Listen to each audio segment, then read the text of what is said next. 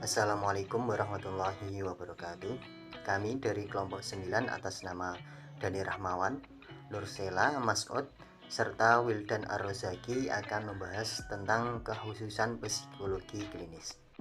Nah, adapun rumusan masalah yang pertama yaitu apa yang dimaksud dengan psikologi klinis anak. Yang kedua, apa yang dimaksud dengan psikologi klinis dewasa. Dan yang ketiga, apa yang dimaksud dengan psikologi klinis kesehatan. Dan yang keempat, apa yang dimaksud dengan psikologi klinis forensik. Yang pertama yaitu psikologi klinis pada anak. Adapun asesmen buat anak-anak tidak jauh beda dengan orang dewasa, yakni satu wawancara, yang kedua observasi perilaku, yang ketiga tes inteligensi, yang keempat tes prestasi, yang kelima tes proyektif, yang keenam asesmen kognitif, yang ketujuh yaitu kuesioner atau daftar pertanyaan, yang kedelapan asesmen neuropsikologis, yang ke-9 yaitu asesmen famili. Nah, psikologi klinis anak ialah psikologi terapan yang menangani defleksi psikologis sikap pada anak serta remaja. Psikologi anak memiliki banyak aktivitas yang umum terjadi pada anak-anak serta remaja yang mengalami gejala psikopatologis. Nah, psikologi anak memiliki beberapa metode dan teknik yang bertentangan dengan penelitian anak dan orang dewasa. Saya di sini akan melanjutkan pembahasan dari teman saya, yaitu psikologi klinis dewasa. Psikologi klinis dewasa adalah seorang ahli psikolog yang bisa membantu mengatasi masalah psikologi pada orang dewasa.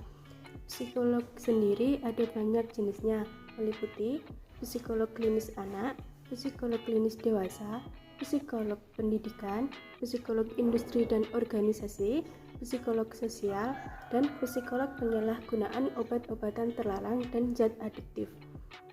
Secara umum, psikolog bisa membantu memberikan psikoterapi dan konseling dalam rangka mengatasi masalah pada kondisi kesehatan mental. Dalam hal ini, seorang psikolog berperan untuk menangani gangguan kecemasan, gangguan mood, kecanduan, trauma, gangguan kepribadian, hingga skizofrenia atau gangguan psikosis. Selanjutnya, ada psikologi klinis kesehatan. Psikologi kesehatan adalah semua aspek psikologi yang berhubungan dengan pengalaman sehat serta sakit perilaku yang mempengaruhi status kesehatan. Beberapa hal dalam psikologi kesehatan adalah: yang pertama, memahami keterkaitan antara kondisi sehat dan sakit tidak hanya secara fisik tapi juga secara psikis. Yang kedua, memahami bagaimana faktor biologis, psikologis, dan sosial saling berinteraksi dalam mempengaruhi individu. Yang ketiga, mengidentifikasi beberapa faktor yang berkaitan dengan penyakit dan yang berkaitan dengan kesehatan. Yang keempat, melakukan promosi mengenai perilaku sehat dan mencegah perilaku tidak sehat. Dan yang terakhir, mengidentifikasi beberapa faktor yang berkaitan dengan penyakit dan berkaitan dengan kesehatan. Baik, yang selanjutnya akan saya lanjutkan pengertian dari psikologi klinis forensik.